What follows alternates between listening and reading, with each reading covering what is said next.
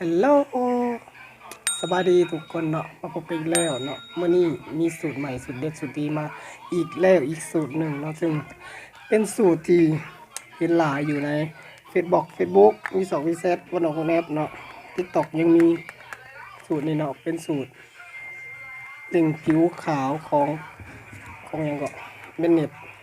เขาใส่สบู่ตัวนี้เนาะเป็นเน็ตซึ่งจะเอาสบู่นี่ผสมกับน้ำเกลือสองอย่างเลยเนาะ เสียงเป็นจังเลยเนาะวิธีละขั้นตอนมันอันนี้เนาะกล่องเป่าอะไรไม่ใช่ขั้นตอนแรกคือแกะออกก่อนเนาะ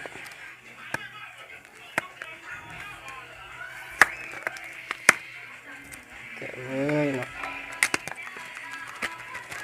ซึ่งสูตรนี่ได้มาจากYouTube เนาะเขาเขาเห็นหลายไม่ใช่เนาะเขาเป็นคนซื้อเป็นสูตรแบนเน็ตมาเกี่ยงตัวนี้เนาะลองไปหาเบิ่งเข้าจุดใต้บ่ได้เนาะ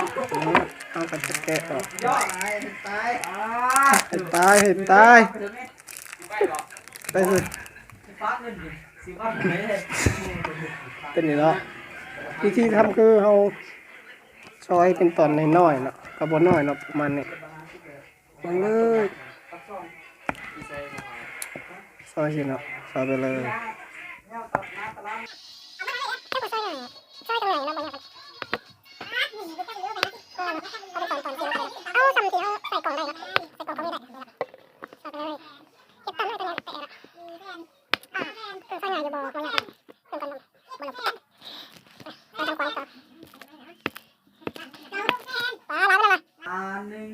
โอเคได้เนาะ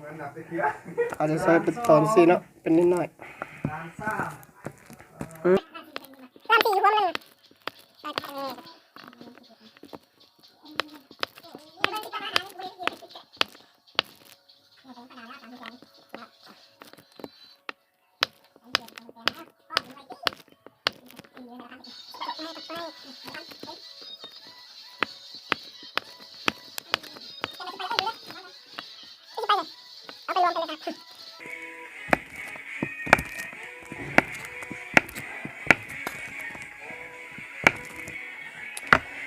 สำเร็จเนาะเป็นน้ำเกลือใส่สูตรใดก็ได้เนาะสูตรนี้ก็ได้นะเห็นปะสูตรนี้หาซื้อง่ายเนาะกล่องนี้19,000กีบเองเรามีกล่องน้อยกว่านี้เนาะ13,000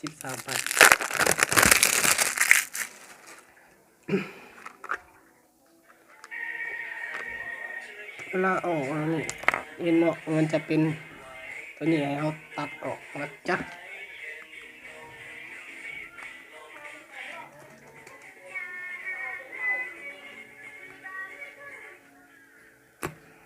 นี่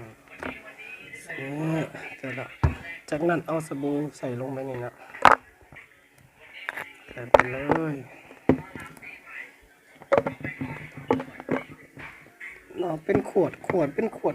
เปล่าเนาะของยาชาหัวหรือครีมอาบน้ำต่างๆก็ได้เนาะล้างให้สะอาดแล้วเขาจึงมาใส่สิเนาะเอาลงไปเลยบ่ต้องย่านว่ามันจะโบเปื่อยละลายเนาะเพราะว่าสบู่เป็นเน็ตเปื่อยง่ายลาย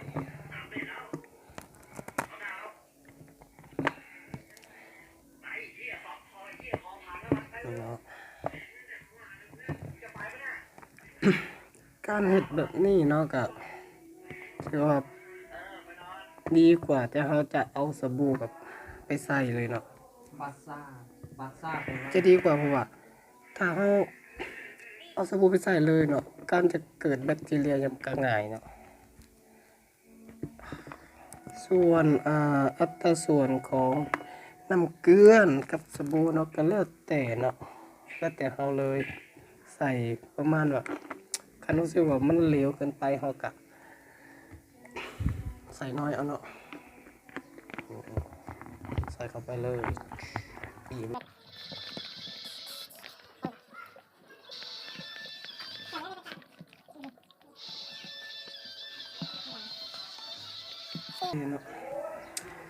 คือว่าโอเคเนาะ เขาจะใส่ประมาณนี้เบิ่งก่อนถ้ารู้สึกว่ามันเร็วเกินไปเขาจะใส่เติมเนาะปิดฝา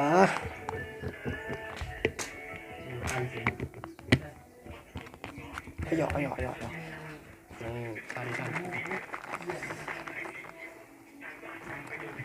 ป้าไว้สิเนาะเร็วมันจะละลายเองเอาไปใส่ได้กับทั้งผิวกายแล้วก็ผิวหน้าเลยเนาะจะสวยในเรื่องของการเป็นสิวจุดด่างดำฝ้ากระต่างๆเนาะสำหรับคลิปนี้จบเพียงเท่านี้เนาะอย่าลืมกดไลค์กดแชร์กดติดตามแซ่บมื้อนี้บ๊ายบาย Kick.